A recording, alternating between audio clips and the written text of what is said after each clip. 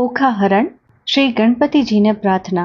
પાર્વતીના અંગથી ઉપજેલા મહાદેવના પુત્ર સિંદૂરનો જેમને શણગાર છે, નવખંડમાં જેમની સ્થાપના છે, કંઠે પુષ્પનો હાર, એક હાથમાં જળ કમંડળ, બીજા હાથમાં મોદક, ત્રીજા હાથમાં ફરસી અને ચોથા હાથમાં જપમાળા છે. મનની આશાઓ પૂરી કરનારા શ્રી ગણેશ રાયા વરદ મૂર્તિ ગણપતિજીને બે હાથ જોડીને પાય નમું છું. બોલો શ્રી ગણપતિ દેવની જય.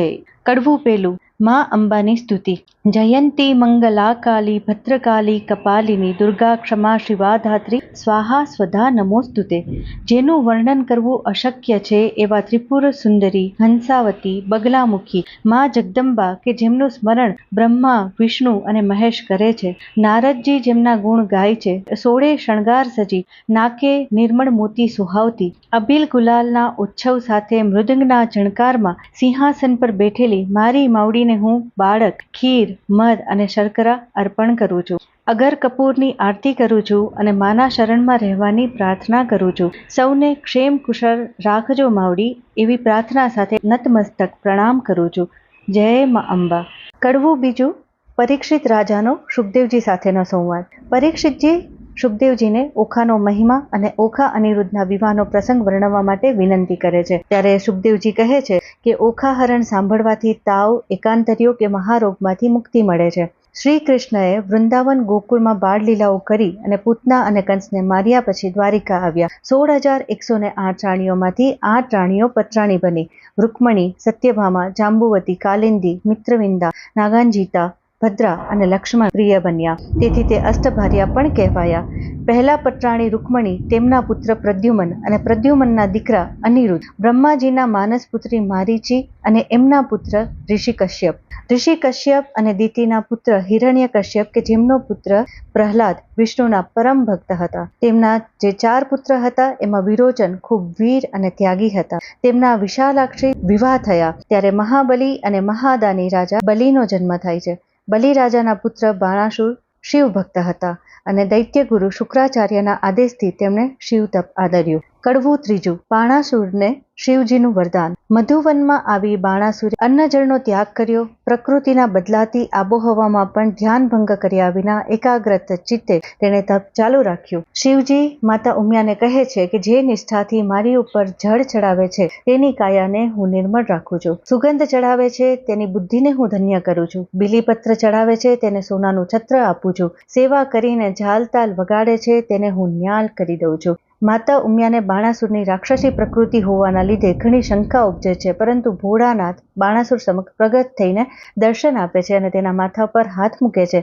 બાણાસુર શોણિતપુરનું રાજ્ય માગે છે અને એની સાથે 1000 હાથ માગે છે કે જેમાં દરેક હાથનું બળ 10 સહસ્ત્ર હાથી જેટલું હોય. શિવજી બાણાસુરને મન માગ્યું વરદાન આપીને પુત્ર તરીકે સ્થાપી અને અદ્રશ્ય થયા. કડવું ચોથું. બાણાસુરના બળનો પ્રભાવ. વરદાન મળવાથી બાણાસુર બળિયો બને છે, શોણિતપુરનો રાજા બને છે, કૌભાંડને તેનો પ્રધાન બનાવે છે, દેશના મહીપતિઓ જીત્યા, પાતાળમાં જઈને નાગલોક જીત્યા અને સ્વર્ગે જઈને દેવલોક જીત્યા. રસ્તામાં નારદ મુનિ મળ્યા. તેને પ્રણામ કરીને બાણાસુર કહે છે કે મારો સમો વળ્યો કોઈ યોદ્ધા નથી મળ્યો. હું મારું પરાક્રમ કોની સામે બતાવું? નારદ મુનિ કહે છે કે જેમણે તમને હાથ આપ્યા તે શિવજી સાથે જ સંગ્રામ કરો જેથી તમને સમો વળ્યો યોદ્ધા મળે. કડવું પાંચમું. બાણાસુર પહોંચે છે કૈલાસ. કૈલાસ પાસે જઈને કૈલાસને બાથમાં ભેડીને બાણાસુર ગિરિનાથને પણ પાણીમાં ડોલતી નાવની જેમ ડોલાવે છે. શિવજી સામે આવીને કહે છે કે સહસ્ત્ર હાથ તો આપ્યા પરંતુ સમો વળ્યો યોદ્ધા ન આપ્યો. ચલો આપણે બે વઢીએ. કડવું છઠ્ઠું. માતા પાર્વતીના પુત્ર અને પુત્રીનો ઉદ્ભવ. શુકદેવજી પરીક્ષિતને કહે છે કે બાણાસુરને શિવજી કહે છે કે તારા માંગ્યા પહેલા જ મેં તેનું નિર્માણ કરી રાખ્યું છે જે તારા અહંકારનું છેદન કરશે. શિવજી કહે છે કે બાણાસુરને જ્યારે મારી આપેલી આ ધ્વજા ભાંગી જાય ત્યારે સમજી જાજે કે તારો સમો વળ્યો યોદ્ધા તને લલકારવા માટે આવી ગયો છે. શિવજી તપ કરવા માટે બેસે છે ત્યારે માતા પાર્વતીજીને એક પુત્ર અને એક પુત્રી ઉપજાવવાનું શક્ય વરદાન આપે છે. ઉમિયાજી નાહવા બેઠા ત્યારે દ્વારની ચોકી કરવા માટે એક પુત્ર અને એક પુત્રી બનાવવાનું વિચારે છે. દક્ષિણ અંગ પરથી ઉબટન લઈને ચતુર્ભુજ ધુંદાળા પુત્ર શ્રી ગણેશનું નિર્માણ કર્યું. પહેલા કરમાં જપ કમંડળ, બીજે મોદક આહાર, ત્રીજામાં ફરસી અને ચોથે કરજપ માળા અને કંઠે ઘૂઘર માળ પહેરાવી. વામ અંગના ઉપટનથી રૂપના અંબાર સમાન કન્યા ઓખા બનાવી. કડવું 7. શિવજી અને ગણેશજીનો વિવાદ. કૈલાશ પર ભાઈ બહેનની ખિલખિલાહટથી નારદ મુનિ આશ્ચર્યચકિત થયા અને શિવજીને કહે છે કે માતા પાર્વતીના બાળકોને જોઈને આવ્યો છું. શિવજી તપસ્યા છોડી પાર્વતીજીને પૂછપરછ કરવા માટે આવે છે. શિવજીના રૂપ અને ગુસ્સાને જોઈને પુત્રી ઓખા સંતાઈ જાય છે, પરંતુ પુત્ર ગણેશ તેમને રોકવાનો સંભવ પ્રયત્ન કરે છે. ગુસ્સામાં આવેલા શિવજીએ ત્રિશૂલથી ગણેશનું માથું દેહથી અલગ કરી દીધું. માતા પાર્વતી શિવજીને તેમના આપેલા વરદાનની યાદ અપાવે છે અને પુત્ર વિયોગમાં રુદન અને વિલાપ કરે છે. કડવું 8. માતા પાર્વતીનો વિલાપ અને ગણપતિજીનું નવું રૂપ. માતા પાર્વતી પુત્ર ગણેશને યાદ કરીને અત્યંત કરુણ વિલાપ કરે છે. ત્યારે શિવજી પોતાનું ત્રિશૂલ ફેંકે છે અને એ દિશામાં નંદીને મોકલે છે કે જેનું માથું છેદાય તેને લઈને આવો. નંદી જઈને જોવે છે તો ગજ એટલે કે હાથીનું મસ્તક પડેલું હતું. ગણેશ ઉપર ગજરાજનું મસ્તક બેસાડ્યું અને ત્યારથી સુપડા જેવા કાન, સૂન અને હાથી દાંતવાળું નવું રૂપ મળ્યું. પાર્વતીજીની અસમંજસ દૂર કરતા શિવજી કહે છે કે દેવી ચિંતા ન કરો, ગણેશ દેવોના નાયક બનશે અને ગણનાયક તરીકે પૂજાશે. કડવું 9. આમાં રૂપ અને ગુણની તુલના સમજાવવામાં આવી છે. પાર્વતીજીની વિડંબના જોઈને શિવજી તેમને આશ્વાસન આપતા કહે છે કે ગુણ વિનાના રૂપનું કોઈ મોલ નથી. રૂપ અતુલ્ય હોય પણ ગુણ ન હોય તો એનો કોઈ મોલ નથી.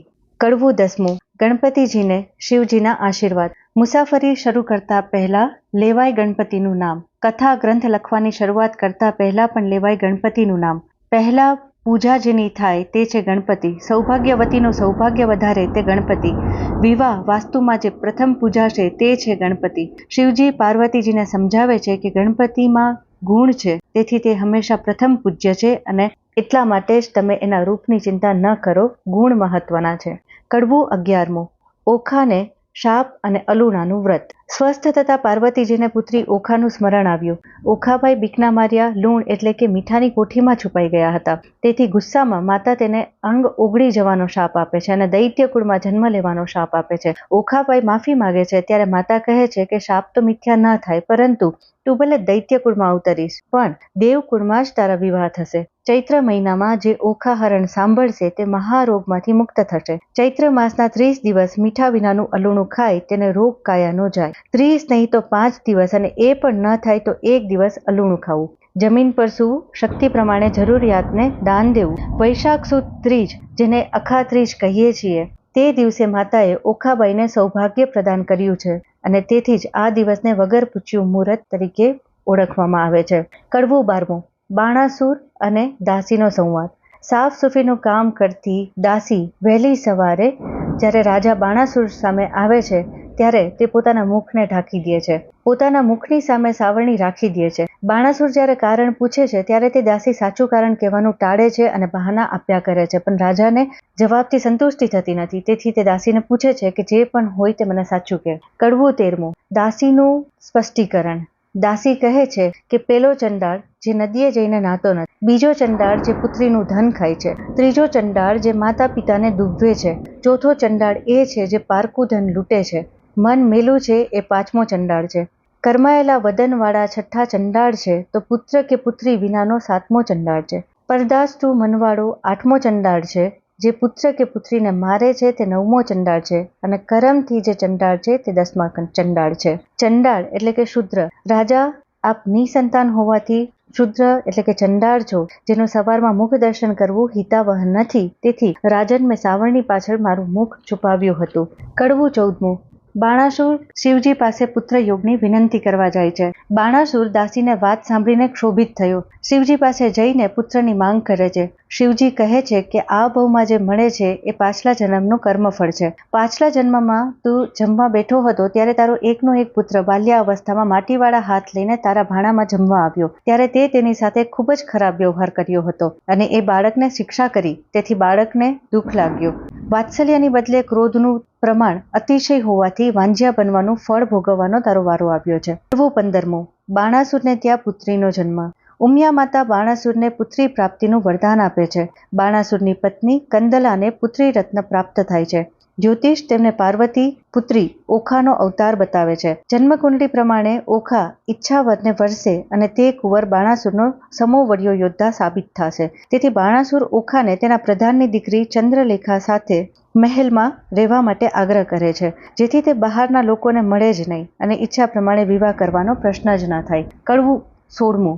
પરીક્ષિત અને સુખદેવજીનો સંવાદ ઓખા અને ચિત્રલેખા એટલે કે ચંદ્રલેખા એના અવતરણ પર. પરીક્ષિતજીને પ્રશ્ન થાય છે કે ઓખા અને ચિત્રલેખા આ નામ કેવી રીતે પડ્યા અને અસુરના ઘરે તે કેવી રીતે અવતર્યા? ત્યારે સુખદેવજી કહે છે કે જ્યારે બાણાસુરના ત્રાસથી દેવ પાતાળે રહેવા માટે ગયા હતા ત્યારે બાણાસુરના ત્રાસમાંથી મુક્તિ મેળવવા માટે માનસિક કન્યા ઉત્પન્ન થઈ. બાણાસુર જ્યારે તેના પિતાનો ચરણ પૂજવા માટે પાતાળ આવે છે ત્યારે આ દીકરી તેને આશીર્વાદ રૂપે આપવામાં આવે છે. પ્રધાન કૌભાંડ કહે છે કે તેને કોઈ સંતાન નથી તો દીકરી તરીકે આ દીકરી એટલે કે ચિત્રલેખાનો સ્વીકાર કરશે. ચિત્રલેખા બાણાસુરના મહેલમાં આવતા પહેલા તપ દ્વારા દેવ પાસેથી ભૂત, ભવિષ્ય અને વર્તમાન જાણી શકવાય અને આકાશમાં ઉડી શકવાનું વરદાન પ્રાપ્ત કરે છે. કડવું 17મું. ઓખા ચિત્રલેખાનો મહેલ. ઓખા ઈચ્છા અનુસાર વિવાહ ન કરે તે માટે બાણાસુરે નગરથી 1 જોજન દૂર હીરા, મોતી, માણેક, ગોખ, બારી, અટારી, પિરોજના ઘાટ, હિંડોળા ખાટથી સજ્જ એવો મહેલ બનાવડાવ્યો અને તેમાં ઓખા અને ચિત્રલેખા રમતા રમતા મોટા થાય છે. કડવું 18મું. ઓખાનો ચિત્રલેખા સાથે સંવાદ. બાલ્યાવસ્થા વટાવીને ઓખા જ્યારે કન્યાવયમાં આવે છે ત્યારે વિવાહ માટે જંગતી ઓખા ચિત્રલેખાને પોતાના મનનું દુઃખ કહે છે. કડવું 19મું. ઓખાની હૈયાવરાળ. ઓખાબાઈ કહે છે કે ઓરે સખી, તારી સાથે હું ખુશ છું, પણ જીવનસાથીનો સંગાત ઝંખું છું. સમયસર જો મારા પિતા વિવાહ નહીં કરાવે તો તેમના પર પણ પાપ ચડશે. કડવું 20મું. ચિત્રલેખાનો જવાબ. ચિત્રલેખા કહે છે કે ભવિષ્યવાણી પ્રમાણે ઓખા તમારા ભરથારથી બાણાસુરની સત્તા જવાની છે અને તેથી તે તમને નહીં પરણાવે. ઓખા શિવજીની આરાધના માટે મંદિર જવાની આજ્ઞા માંગે છે અને બાણાસુર પાસે જાય છે. કડવું 21મું. ચિત્રલેખા ઓખાને મનાવે છે. હતાશ થયેલી ઓખાને ફરીથી પાછી પ્રફુલ્લિત કરવા માટે ચિત્રલેખા ઓખાની સુંદરતાના વખાણ કરે છે. કડવું 22મું. ઓખાની નિરાશા. ઓખાને પરણવાના કોઈ અણસાર લાગતા નથી ત્યારે તેને સાજ શણગાર પણ મિથ્યા લાગે છે. કડવું 23મું. ઓખાના મનની વાત. ઓખાને જ્યારે મનગમતો ભરથાર મળવાની કોઈ અણસાર નથી લાગતી ત્યારે ઓખાબાઈને તેમનું જીવન લૂણ વગરના અન્ન જેવું નીરસ લાગે છે. મહેલના એશો આરામ પણ તેને વ્યર્થ લાગે છે. કડવું 24મું. ચિત્રલેખાની ઓખાને સલાહ. બાળપણથી સાથે મોટે થયેલી બે સહેલીઓ સંવાદ ચાલુ છે ત્યારે ચિત્રલેખા ઓખાજીને સમજાવે છે કે સિપાહીઓનો મોટો પહેરો છોડીને ક્યાંય જવું સહેલું નથી અને મંદિર જવા માટે આજ્ઞા મળશે કે નહીં ખબર જ નથી. મહેલમાં જ ચૈત્ર માસમાં 30 દિવસ અલુણા વ્રત કરી લ્યો. ઉમિયા માતાજીની આરાધના કરશો, માતાજી જરૂર પ્રસન્ન થશે. કડવું 25મું. ચિત્રલેખા આપે છે વ્રતની માહિતી. ફાગણ સુદ બીજના દિવસે ગોરમાની પૂજા સ્થાપના કરવી. ચૈત્ર સુદ ત્રીજના દિવસે ઉત્થાપન કરવું. કંકુ ચોખાથી પૂજી સંદેશરના ફૂલ ચડાવી સૈયા શેલા પાથરી કરીએ પૂજા તો માતા મનમાન્યું ફળ આપશે જ. કડવું 26મું. ગોરમાને પ્રાર્થના. માતા, મારા પિતાનું રાજ સલામત રહે, મારી માતા સદા સુહાગન રહે, ભાઈ ભાભીનો સંગાત અતૂટ રહે, મારા સસરા જેઠ દિયરના રાજ હોજો, દેરાણી જેઠાણીના જોડલા રહે, માડી માગું મારો મનગમતો ભરથાર, અખંડ રહે મારો ચૂડી ચાંદલો સૌભાગ્ય અને પુત્ર પરિવાર. ઓખાબાઈની ધીરજ ખૂટે છે. વ્રતના 15 દિવસ વીત્યા. કડવું 27મું. એકવાર પૂજા સમયે ચિત્રલેખા સૂતા છે ત્યારે ઓખાબાઈએ ભૂલથી વાસી ફૂલથી પૂજા કરી લીધી. ચિત્રલેખાને જાણ થઈ ત્યારે તેને અનર્થ થવાની બીક લાગે છે. આ વાત સાંભળી અને ઓખાબાઈની ધીરજ ખૂટે છે અને આટલા દિવસમાં એક પણ ચમત્કાર નથી થયો તેમ તેને દુઃખ લાગે છે. કડવું 28મું. ઓખાબાઈની શિવજીને આરાધના. ઓખાબાઈ કહે છે કે હિમાલયની ભાણેજ ગણપતિજીની બહેન મહાદેવજીની પુત્રી છું, હું એમની જ પાસે વરદાન માંગીશ. ઓખાબાઈ ઉતાવળમાં જ પરણવાની જીદ કરીએ જાય છે ત્યારે ઉમિયાજી કહે છે કે નહીં પામે ઓખા તું ભરથાર. કડવું 29મું. ઓખાબાઈની વિનંતી. માતાજીના વચન સાંભળીને ઓખાબાઈ કહે છે કે વરદાન મેળવવા આવ્યા તા, પૂજા કરવા આવ્યા તા, પણ પહેલા જ શાપ મળ્યો. હું છું તમારી દીકરી અને મને આવી કેમ શિક્ષા? ઓખાબાઈની વિનંતી. માતાજીના વચન સાંભળી ઓખાબાઈ કહે છે કે વરદાન મેળવવા આવ્યા હતા, પૂજા કરવા આવ્યા હતા, પણ પહેલા જ તમે શાપ આપી દીધો. હું તો તમારી દીકરી છું, મને શિક્ષા શા માટે આપી? કડવું 30મું. ઓખાબાઈ પામ્યા મનગમતો ભરથાર પામવાના આશીર્વાદ. ઓખાબાઈએ શિવ પાર્વતીની પૂજા આરાધના અને પ્રદક્ષિણા કરી 3 વાર ફરીને મનગમતો ભરથાર આપવાનું વરદાન માંગ્યું. આથી માતાજી ચીડાઈ ગયા અને કહ્યું કે ઓખા તારા થશે વિવાહ 3. માધવ માસની દ્વાદશીના દિવસે સ્વપ્નમાં થશે પહેલા લગ્ન. દિવસો વીતે છે અને માધવ માસની દ્વાદશી આવે ઓખાબાઈ રાહ જોયા કરે છે ત્યારે શિવ પાર્વતી તામસી વિદ્યાથી ઓખાબાઈને નિંદ્રાધીન કરે છે જેથી તે સ્વપ્ન જોઈ શકે. કડવું 31મું. સ્વપ્નમાં ઓખાબાઈ સોરઠિયાની જાન જોવે છે, પોતાના લગ્ન મંડપ જોવે છે, વડ સસરા તરીકે ભગવાન શ્રી કૃષ્ણને જુએ છે, કંસાર ખવાય છે, મનના ભરથાર સાથે હસી હસીને વાતો કરે છે, પણ એમનું મુખ દર્શન થાય એ પહેલા ચિત્રલેખા એ ઓખાનું અજુગતું વર્તન જોઈને નિદ્રામાંથી જગાડી દે છે. કડવું 32મું. ઓખાબાઈનો ચિત્રલેખા પર ગુસ્સો. સ્વપ્ન અધૂરું રહેવાને લીધે ઓખા એમના પર મનગમતા ભરથારનું મોઢું જોઈ શકતી નથી એ વાતથી દુઃખી છે અને ચિત્રલેખાને એ માટે દોષી માને છે. કડવું 33મું. ઓખાબાઈ સ્વપ્નને યાદ કરીને વિલાપ કરે છે. ઓખાબાઈને પિયુ વિનાની એક પળ પણ કરોડ વર્ષ જેવી લાગે છે. ઓખાબાઈ પક્ષીઓ પાસેથી પાંખો લઈને પોતાના સાજનને મળવા જવાની ઝંખના કરે છે. સ્વપ્નમાં જોયેલા મીંઢળ, ચૂડી, ચાંદલોને શોધે છે. રોતા રોતા વીરાના બાણથી એ પોતાને નિરાધાર સમજે છે. કડવું 34મું. ચિત્રલેખા ઓખાને મનાવે છે. ચિત્રલેખા ઓખાને સાંત્વન આપતા કહે છે કે સ્વપ્નમાં જોયેલું સાચું નથી હોતું. કડવું 35મું. ચિત્રલેખા ઓખાને સ્વપ્નમાંથી વર્તમાનમાં આવવા માટે સમજાવે છે. ચિત્રલેખા કહે છે કે બહેનડી, સપનું સાચું ન હોય. રંકને સપનામાં રાજ્ય, હાથી, ઘોડા, માણેક બધું મળે, પણ જાગીને જોવે તો એક સેવક પણ ન હોય. નિર્ધનને સપનામાં ધન મળે, દેશ પરદેશમાં વેપાર મળે, પણ જાગીને જોવે ત્યારે આર્થિક સ્થિતિ હોય તેની તે જ હોય. એટલે જે સ્વપ્નમાં હોય તે હકીકતમાં હોય એ જરૂરી નથી. કડવું 36મું. ચિત્રલેખા ઓખાના સ્વપ્નમાં આવેલા દ્રશ્યોનું ચિત્ર બનાવે છે. ચિત્ર ચાળીને, વાનો વાળીને, રંગ ભેળીને, પટ મેલીને, લેખન લાવીને, કર્મા સોહીને રંગ ભરતી સ્વર્ગલોક લખે છે, સુરલોક લખે છે, જનલોક લખે છે, તપલોક લખે છે, સત્યલોક લખે છે, વૈકુંઠ લખે છે, લખે છે ગાંધર્વ દેશ. પૂછે છે ઓખાબાઈને, ઓળખો તમારા નાથને. ઓખાબાઈને સપનાનો ભરથાર ચિત્રમાં ન મળતા હવે ચિત્રલેખા પાતાળલોક, રસાતળ લખ્યું, આતળ લખ્યું, વિતળ લખ્યું, નાગલોકમાંથી વાસુકી લખ્યા, તક્ષક લખ્યા, પુંડરીક લખ્યા, મણિધર લખ્યા અને લખ્યા શેષ નાગરે. ઓખાબાઈ હજી ન પામ્યા મનના ભરથાર રે. પછી ચિત્રલેખાએ મૃત્યુલોક લખ્યું, જેમાં અજમેર અને અલીવર લખ્યા, મુલતાન અને મારવાડ લખ્યા, ખુરાસન અને બંગાળ લખ્યા, એક મુખાથી લઈને અષ્ટમુખા લખ્યા, સ્વાન મુખાથી લઈને હસ્તી મુખા અને ગાંધર્વ મુખા લખ્યા. ઓખાબાઈ જુએ છે અને ફરી ચીડાય છે કે હજી સુધી એ નથી પામ્યા એમના સપનાના ભરથાર રે. કડવું 37મું. ઓખા ચિત્રલેખાને સોરઠ દેશ લખવા કહે છે. ઓખા કહે છે કે સ્વપ્નમાં જેમને જોયા તે ગોમતીપુરના નીર, હરધરજી અને બલરામના વીર. કડવું 38મું. ચિત્રલેખા અનિરુદ્ધનું ચિત્ર બનાવે છે. ચિત્રલેખા સોરઠ દેશની દ્વારિકા નગરીમાં જાદવ પરિવાર લખે છે. ઉગ્રસેન લખ્યા, કૃતવર્મા લખ્યા, સાત્વિક લખ્યા, ઓધવ લખ્યા, અક્રૂર લખ્યા. જ્યારે લખ્યા શ્રી કૃષ્ણ વાસુદેવ ત્યારે ઓખા કહે છે આ તો મારા વડસસરા કહેવાય રે. રાણીઓના પુત્ર લખ્યા એમાં પ્રદ્યુમ્નને જોઈને કહે છે કે આ તો સસરા છે મારા. ત્યારે ચિત્રલેખા તો અનિરુદ્ધનું ચિત્ર પણ બનાવે છે. કડવું 39મું. ઓખાબાઈ ચિત્ર જોઈને થયા ભાવ વિભોર. અનિરુદ્ધની છબીને આલિંગન આપીને ઓખાબાઈ પોતાના માળિયામાં ખુશીથી જાય છે અને એમની સાથે રહેવાની આશા કરે છે. કડવું 40મું. ઓખાબાઈ અનિરુદ્ધને તેમની પાસે લાવી દેવા માટે ચિત્રલેખાને વિનવે છે. ઓખાબાઈ પરણવા અધીરા બન્યા છે ત્યારે ચિત્રલેખા કહે છે કે દ્વારિકા જેવું સહેલું નથી. કડવું 41મું. ચિત્રલેખા અને ઓખાનો સંવાદ. ઓખા ચિત્રલેખાને વિનંતી કરે છે કે એ દ્વારિકાથી મારા કંઠને લાવે. ચિત્રલેખા કહે છે કે દ્વારિકા ખૂબ જ દૂર છે અને વળી ત્યાં સુદર્શન ચક્ર સ્વયં દ્વારિકાની રક્ષા કરે છે. કડવું 42મું. ચિત્રલેખા દ્વારિકા જવા માટે તૈયાર થાય છે. ચિત્રલેખા ઓખાને ખાતરી આપે છે કે ઓખાના સ્વપ્નના ભરથારને ભાઈ માનીને ઓખાના મહેલ સુધી લઈ આવશે.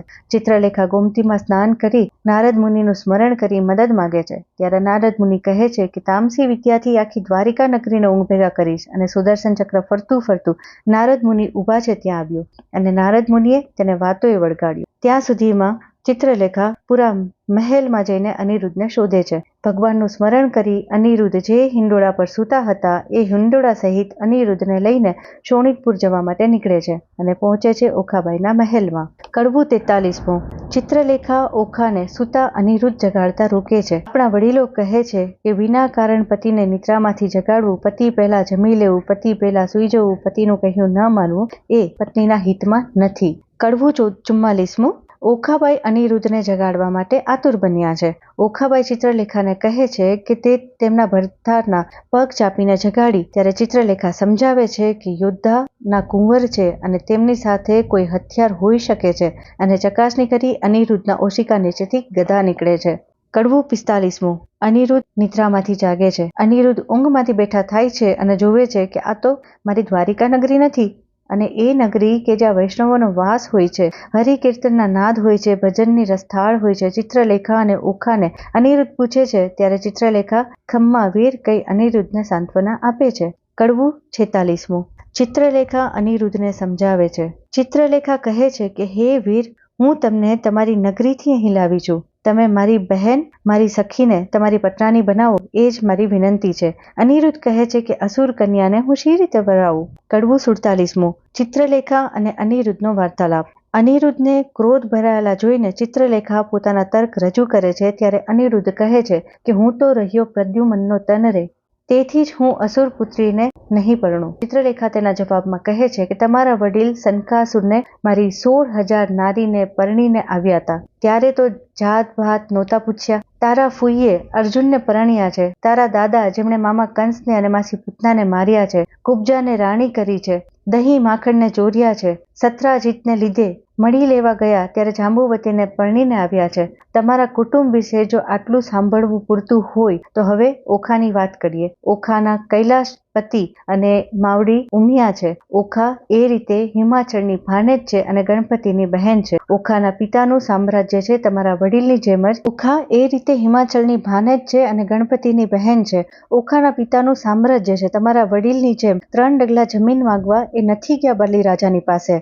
કડવું 48મું. અનિરુદ્ધ ક્રોધે ભરાય છે. ચિત્રલેખા પાસે પોતાના કુટુંબીજનોની નિંદા સાંભળીને અનિરુદ્ધ ક્રોધે ભરાય છે અને ગદાના પ્રહારથી તેને મારવા તૈયાર થાય છે. કડવું 49મું. ઓખા અનિરુદ્ધને મનાવે છે. ઓખા અનિરુદ્ધને શાંત થવા અને એમને મૂકીને ન જતા રહેવા માટે કરગરે છે. અનિરુદ્ધ કહે છે કે તારી સહેલીએ મારા વડીલો માટે જે કહ્યું તે ક્ષમ્ય નથી. ત્યારે ઓખા કહે છે કે એ કૌભાંડની પુત્રી છે, દાસી ગણીને માફ કરી દો. ચિત્રલેખા કહે છે કે જે કહ્યું અને કર્યું એ તમને બેને પરણાવવા માટે કર્યું છે. નારદ મુનિ પાસેથી મેં વિદ્યા શીખી લીધી છે. કડવું 50મું. ચિત્રલેખા ઓખા અને અનિરુદ્ધના મંગલ ફેરા કરાવે છે. માળિયામાં મિથ્યા અગ્નિ પ્રગટ કરીને દેવતાઓને સાક્ષી રાખીને માળિયામાં કળશ ચોરી બંધાય છે. પહેલા ફેરે ચિત્રલેખા અનિરુદ્ધને કરની મુદ્રિકા દાન કરે છે. બીજા ફેરે ચિત્રલેખા શણગારના દાન કરે છે. ત્રીજે ફેરે નવસર હાર ભેટ કરે છે. ચોથા ફેરે ગાયોના દાન અનિરુદ્ધને આપે છે. કંસાર ખવડાવીને સૌભાગ્ય પ્રદાન કરાવે છે. કડવું 51મું. ચિત્રલેખા લે છે વિદાય અને અનિરુદ્ધ ઓખા રીઝવે છે એકમેકને. ઓખા અનિરુદ્ધને પરણાવી ચિત્રલેખા વિદાય લે છે. અનિરુદ્ધ પણ ઓખાના સંગાતમાં મગ્ન બનીને દ્વારિકા નગરી ભૂલીને ત્યાંના પ્રિયજનોને ભૂલીને ઓખાની સાથે સમય વિતાવે છે. કડવું 52મું. બાણાસુરને થાય છે જાણ રે. રાજાનો રાખેલો સેવક જ્યારે ઓખાનું બદલાયેલું રૂપ અને ચાલ જુએ છે ત્યારે તેને શંકા થાય છે. ઓખા સાથે ચિત્રલેખા નહીં પણ કોઈ પુરુષ છે એ વાતની તેને શંકા જાય છે અને આ વાત પ્રધાન કૌભાંડ સુધી પહોંચે છે. કૌભાંડ બાણાસુરને જણાવે છે કે બાણાસુરને શિવજીની વાત સાચી થતી હોય તેવું લાગે છે એટલે તે મહેલમાં ખાતરી કરવા માટે સેવકો મોકલે છે. કડવું 53મું. અનિરુદ્ધ અને ઓખા પ્રજા સામે આવ્યા. કૌભાંડ જ્યારે તપાસ કરવા આવે છે ત્યારે ઓખા વાત કબૂલવાની બદલે પોતે ચિત્રલેખા સાથે જ છે એ વાત પર મક્કમ રહે છે. કૌભાંડ પણ પાછા જઈને બાણાસુરને વાત કરે છે કે દીકરી નિર્દોષ છે પણ બાણાસુર તૂટેલી ધજાને શિવનો સંકેત માને છે અને તેથી જ મહેલમાં ઉપર જઈને સૈનિકોને ચકાસણી કરવા માટે કહે છે. એ સમયે અનિરુદ્ધ ગર્જના કરે છે અને કહે છે કે ચલો બારીએ જઈએ અને બેસીએ અને આપણે સૌને જણાવવા દઈએ. કડવું 54મું. કૌભાંડ અને અનિરુદ્ધ યુદ્ધ માટે લલકારે છે. બારીએ બેઠેલા યુગલને જોવા લોકોના ટોળે ટોળા એકઠા થાય છે. ત્યારે મંત્રીને આશ્ચર્ય થાય છે કે જ્યાં પંખી પણ ફરકી નથી શકતું ત્યાં બાળક આવ્યો ક્યાંથી? કૌભાંડ અનિરુદ્ધ પાસે તે ક્ષત્રિનંદન છે અને હવે બાણાસુરનો જમાઈ છે તેવું વચન સાંભળી અત્યંત ક્રોધે ભરાઈ જાય છે અને તેને યુદ્ધ માટે લલકારે છે. કડવું 55મું. ઓખા ચિંતિત અને વ્યાકુળ બને છે. બાણાસુરનું સૈન્ય મહેલમાં ઉપર આવે છે તે જાણતા જ ઓખાબાઈને ભય લાગે છે. તે અસુર યોદ્ધાઓ સામે એનો સ્વામી કેવી રીતે બચી શકશે એની ચિંતા થવા લાગે છે. કડવું 56મું. અનિરુદ્ધ કરે છે બાણાસુરની સેનાનો ધ્વંસ. અનિરુદ્ધને અસહાય જાણી ઓખા ચિત્રલેખાને યાદ કરે છે. ચિત્રલેખા કહે છે કે તેમને અનિરુદ્ધના ક્રોધથી ડરીને તેમની ગદા તેમનાથી અલગ કરી છે. ત્યારે હથિયાર માટે નારદજીની સલાહ લે છે. નારદજી ઓખાને કહે છે કે તું તો આદ્ય જગતજનની માતા છો, તો તું જ તારા ભરથાને યોગ્ય હથિયાર આપ. ઓખા અનિરુદ્ધને ભૂંગળ આપે છે. ત્યારે બાણાસુરના સૈનિકો ગેડી, ગુપ્તી, ફરસી, ટુંવાર અને બાણથી હમલો કરે છે. ત્યારે અનિરુદ્ધ ભૂંગળ ફેરવીને બધા સૈન્યને પરાસ્ત કરે છે. બાણાસુર બીજા 6 લાખ સૈનિકોને ખડક, ખાંડા, તુંબર, ફરસી, ગોળા, તોપ, કવચ, રણભાલા, બરછી, મુદગળ, ભીંડીમાળ, સાંગ, ગેડી, ગુપ્તી, ગદા અને તલવાર સાથે મોકલે છે. પણ અનિરુદ્ધ સૈનિકોને વળતા જવાબ આપે છે. ગદા જોઈ અનિરુદ્ધ મહેલમાંથી નીચે આવે છે અને આવેલા સમસ્ત સૈનિકોનો સંહાર કરે છે. બાણાસુર અને કૌભાંડ જેને ડરપોક સમજતા હતા એ બાળકે સિંહ જેવું પરાક્રમ કરીને બતાવ્યું. કડવું 57. કૌભાંડ અને અનિરુદ્ધ સામે યુદ્ધ કરવા માટે આવે છે.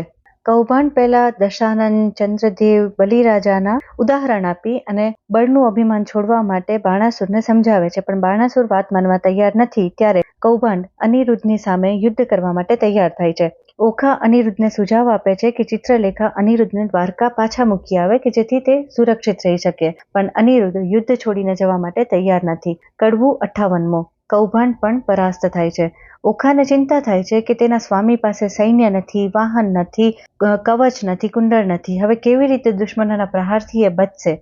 ઓખા અનિરુદ્ધને અશ્રુભીની વિનંતી કરે છે કે તેઓ દ્વારિકા જતા રહે. પણ અનિરુદ્ધ પૂરા સાહસ અને બહાદુરીથી બધી સેનાને પરાસ્ત કરે છે અને પ્રધાન કૌભાંડ પણ ડરીને બાણાસુર પાસે પરત ફરે છે. ત્યારે બાણાસુર યુદ્ધે ચડવા માટે તૈયાર થાય છે. હવે ઓખાબાઈને થાય છે કે સહસ્ત્ર હાથની સામે કોમળકાય નાની વયના અનિરુદ્ધ કેવી રીતે લડી શકશે. કડવું 59. બાણાસુર યુદ્ધે ઉતરશે તો અનિરુદ્ધનું શું થશે? એ ચિંતા ઘેરી બનતી જાય છે. પણ અનિરુદ્ધ હજી મક્કમ છે કે બાણાસુરની સામે એ યુદ્ધ કરશે. કડવું 60. ઓખા અનિરુદ્ધને યુદ્ધ નહીં કરવા માટે કરગરે છે. ઓખાભાઈ અનિરુદ્ધને સમજાવે છે કે સમય અને સંજોગ આપની તરફેણમાં નથી. હઠ છોડી દો અને યુદ્ધ ભૂલીને દ્વારિકા પાછા જતા રહો મારા ભરથાર. કડવું 61. અનિરુદ્ધ અને બાણાસુરનો સંવાદ. બાણાસુરની સેના એ અનિરુદ્ધને ઘેરી લીધો. ત્યારે અસહાય અનિરુદ્ધને મદદ કરવા માટે ઓખાબાઈ શ્રી કૃષ્ણનું સ્મરણ કરે છે. કૌભાંડ અને બાણાસુર અનિરુદ્ધને તેના કુળ, પરિવાર, નગરી વિશે પૂછે છે. ત્યારે અનિરુદ્ધ કહે છે કે તે દ્વારિકા નગરીનો વૈષ્ણવ કુળનો વંશજ છે અને શ્રી કૃષ્ણ તેના દાદા છે. કડવું 62. અનિરુદ્ધની ભૂંગળથી બાણાસુરનો રથ ભાંગે છે. શયની શુદ્ધને ચાંદ જાય છે. કુંડળ છેદાય છે. બાણાસુર ભયભીત થાય છે. ત્યારે પ્રધાન મહાદેવનું બાણનું સ્મરણ કરાવે છે. શિવજીના બાણની અમાન્ય રાખીને અનિરુદ્ધ 2 હાથ જોડી ઊભો રહે છે અને બંધનમાં બંધાઈ ગયો. કુંવરને બાંધી સૈનિકો લઈ ગયા. કડવું 63. ઓખા સંતાપ કરે છે. અનિરુદ્ધને અસહાય અને બંધક જોઈને ઓખા પોતાના નસીબનો તો ક્યારેક તેના પિતાની ક્રૂરતાને કોસે છે. કડવું 64. ચિત્રલેખા કૌભાંડને સમજાવે છે. ચિત્રલેખા તેના પિતા કૌભાંડને સમજાવે છે કે આ કુંવર શ્રી કૃષ્ણનો વંશજ છે. શ્રી કૃષ્ણએ બલિરાજાને પાતાળે પહોંચાડ્યા હતા. એકથી બળવાન યોદ્ધાઓ તેના કુળના વંશજ છે. વીર અનિરુદ્ધ એટલે જો એની શીશ કાપશો તો સાક્ષાત જગદીશ સાથે વેર બંધાશે. કૌભાંડે બાણાસુરને અનિરુદ્ધની હત્યા કરતા રોક્યો, પણ તેને સાપોથી વીંટાળીને આજુબાજુમાં આગ લગાવીને બાંધી દીધો. કડવું 65. બાણે અનિરુદ્ધને બંધાવી દીધો અને ઓખા અનિરુદ્ધના વિવાહની ખબર ન પડે તે માટે અનિરુદ્ધને ચોર કહીને ઓખાના ઘરમાં બાંધી રાખ્યો. કડવું 66. શુકદેવજી પરીક્ષિતને કહે છે કે ઓખાના ઘરમાં બંધાયેલા અનિરુદ્ધને જોઈને બાણાસુરની પત્ની બાણમતી રડ્યા કરે છે અને બાણાસુરને ખબર ન પડે તે રીતે છાનુંમાનું દીકરી જમાઈને ભોજન મોકલ્યા કરે છે. ઓખા સતત રડ્યા કરે છે. ત્યારે અનિરુદ્ધ કહે છે કે ભરોસો રાખો શ્રી કૃષ્ણનો, એ જ્યારે અહીં આવશે ત્યારે બાણાસુરના બધા હાથ અને અભિમાનને છેદી નાખશે. માં ભગવતીની કૃપા થશે ત્યારે સઘળું પાર ઉતરશે. પણ ત્યાં સુધી તમારા અશ્રુને રોકો, કેમ કે બાણાસુરે આપેલા બંધન કરતા તમારા અશ્રુ વધારે કષ્ટદાયક છે. માં તો બ્રહ્માણી છે, ઇન્દ્રાણી છે, રક્તબીજ, શુંભ નિશુંભ, ચંડમુંડ, ધૂમ્રલોચન, મધુકૈટભ, મહિષાસુરને મારનારી વિધવિધ રૂપોવાળી દુઃખહરણી માતા ત્રિપુરાને અનિરુદ્ધ અષ્ટધારા વરસાવીને મદદ માટે પ્રાર્થના કરે છે. ત્યારે નારદજી ત્યાં આવે છે. કડવું 67. અનિરુદ્ધની શ્રી કૃષ્ણને પ્રાર્થના કરે છે કે ગજગ્રાહથી મુક્ત કરાવનારા, હરિશ્ચંદ્રની રક્ષા કરનારા, દાનવ કુળનું નિકંદન કરનારા, પ્રહલાદની સહાય કરનારા શ્રી હરિ સહાય કરજો. તે જ સમયે અશ્રુધારા વહાવતા ઓખાજી પર નારદજીને વિનંતી કરે છે કે સંદેશો દ્વારિકા પહોંચાડો. આટલું સાંભળીને નારદજી તેમને સાંત્વના આપીને દ્વારિકા જવા માટે નીકળે છે. કડવું 68. શુકદેવજી પરીક્ષિતને કહે છે, દ્વારિકા નગરીમાં જાણ થાય કે હિંડોળા સહિત કુંવરનું હરણ થયું છે, બધા શોધખોળમાં લાગી જાય છે. કૃષ્ણ કહે છે કે જેમ તેમણે મામા કંસના ત્રાસને લીધે 11 વર્ષ ગોકુળમાં વિતાવ્યા, પ્રદ્યુમ્નને શંખે હરણ કર્યો ત્યારે 15 વર્ષ અલગ વિતાવ્યા, એવી રીતે અનિરુદ્ધ પણ જ્યાં હશે ત્યાં કુળદેવીની દયાથી સુરક્ષિત જ હશે. 5 માસ થતા શોણિતપુરથી નારદજી કૃષ્ણ સભામાં આવે છે. કહે છે કે પ્રભુજી, મારે તમારા 1,61,000 પુત્રોને એક સાથે જોવા છે. બધા આવે છે ત્યારે નારદજી પૂછે છે કે પ્રદ્યુમ્નના તન અનિરુદ્ધ ક્યાં છે? નારદજીને પ્રશ્ન પૂછાય છે, તેમને કોઈ ભાડ છે કે અનિરુદ્ધ ક્યાં છે? ત્યારે નારદજી કહે છે કે શોણિતપુરના રાજા બાણાસુરની દીકરી ઓખાને સ્વપ્નમાં આવ્યું હતું કે અનિરુદ્ધ સાથે પરણ્યા છે. સ્વપ્ન સાચું કરવા માટે વિધાત્રીનો અવતાર ચિત્રલેખા એ મારી મદદ માંગી ત્યારે સુદર્શન ચક્રને જ્ઞાન ચર્ચામાં વ્યસ્ત રાખ્યું અને દ્વારિકાને તામસી વિદ્યાથી ઊંઘમાં મૂકી રાખ્યું. ત્યારે ચિત્રલેખા હિંડોળા સહિત અનિરુદ્ધને શોણિતપુર લઈ ગયા. કૃષ્ણજી કહે છે કે નારદજી માથે રહીને દુષ્કર્મ કરાવ્યું. ત્યારે નારદજી કહે છે, કુળ રાક્ષસનું છે પણ કન્યા દ્વારિકામાં શોભે એવી ગુણવાન છે. બાણાસુરનું અભિમાન ભાંગનાર શૂરવીર અનિરુદ્ધ અત્યારે યાતના ભોગવે છે, તો વિઠ્ઠલજી વાર ન કરો અને જલ્દીથી શોણિતપુર ચલો. કડવું 69. રૂકમણીજીને કલ્પાંત કરતા જોઈને શ્રી કૃષ્ણ કહે છે કે પોતાના 56 કોટી જાદવનો ભાર ઉપાડી શકે એવા 86 જોજન પાંખવાળા અને 3 જોજન ચાંચવાળા ગરુડને બોલાવીને બધા સાથે શોણિતપુર જવા માટે રવાના થયા. કડવું 70. ગરુડજી જ્યારે નંદી ઉપરથી ઉડ્યા ત્યારે નદીનું પાણી ચાંચમાં ભરી લીધું અને આગળ રસ્તામાં ધકધકતા અંગાર આવ્યા તેના પર તે રેડી દીધું. રસ્તામાં આવતા ભૂત પ્રેતને પાકના પ્રહારથી અચેત કરી દીધા અને કુંવર પાસે પહોંચી ગયા. કુંવર નાગપાશથી છોડાવીને શ્રી કૃષ્ણ પાસે લઈ આવ્યા. કડવું 71. અક્રૂરજી અને શ્રી કૃષ્ણજી અનિરુદ્ધને શરમાયેલા જોઈને કહે છે કે તે તો આપણા કુળમાં ચાલતી આવતી પરંપરા જાળવી છે, શા માટે ક્ષોભિત થવાની જરૂર છે? કડવું 72. શ્રી કૃષ્ણએ બાણાસુરને સંદેશો મોકલાવ્યો કે દીકરી અનિરુદ્ધ સાથે પરણાવો, નહીં તો યુદ્ધ માટે તૈયારી રાખો. બાણાસુરનું અભિમાન ને ઠેસ પહોંચે છે અને તે અસ્ત્ર શસ્ત્રથી સજ્જ વિકરાળ દૈત્ય સેનાને યુદ્ધ માટે આગળ કરે છે.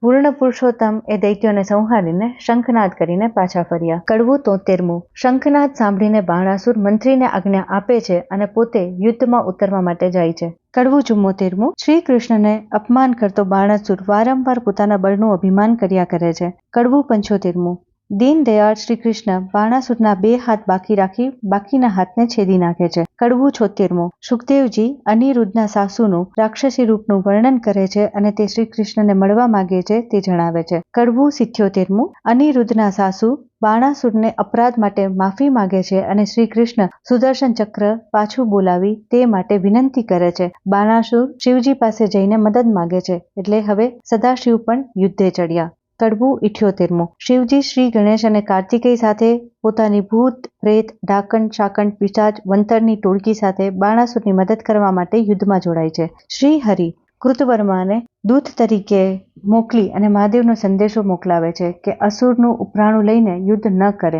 પણ વિધાતાનું કરવું કે હરિ અને હર વાદ વિવાદમાં ઉતર્યા. એ સમયે રોગચાળો કહેર પણ વરસ્યો. ત્યારે તાવને ચેતવણી મળી અને ચૈત્ર માસમાં જે ઓખારણ વાંચશે કે સાંભળશે તેને તાવ પીડા આપી શકશે નહીં. હરિ અને હરનો સમોવડિયા છે, હાર જીતનો સવાલ જ નથી. તે સમયે બ્રહ્માણી છે બ્રહ્માજીને કહે છે કે નાથ, તમને મધ્યસ્થી બની અને આ વાદ વિવાદને રોકાવો. ત્યારે બ્રહ્માજી હંસ પર ચડીને શોણિતપુર ઉતરે છે. કડવું 79. મહાદેવ બ્રહ્માજીના આવવાથી શિવજી શામળાજી વચ્ચે સમાધાન થયું.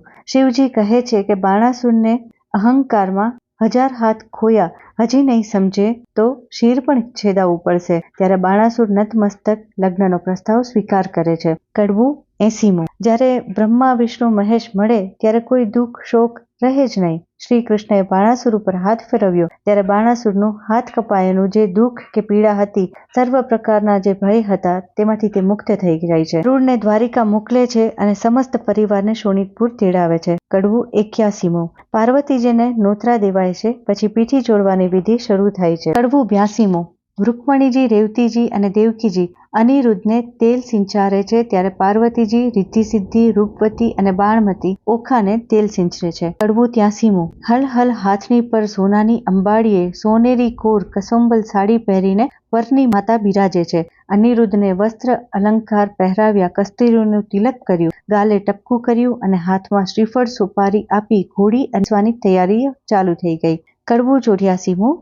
અંતરિક્ષથી ઉતરેલી, મોરડે મોતી જડેલી, હીર જડિત પલાણવાળી, રત્ન જડિત પેગડાવાળી, વીજળી જેવી ઝબૂકતી, કંઠે ઘૂઘર માળવાળી, થનક થનક ચાલવાળી પંચકલ્યાણી નામની ઘોડી પર અનિરુદ્ધ સવાર થયા. હાથમાં પાનના બીડલા અને શ્રીફળ સાથે સર્વ દેવી દેવતાઓની હાજરીમાં ઉત્સાહથી જાન પ્રયાણ કરે છે. આગળ રૂકમણીજી રામણ દીવો લઈને ઊભા છે, તો પાછળ બેનડી લૂણ ઉતારવા માટે ઊભી છે.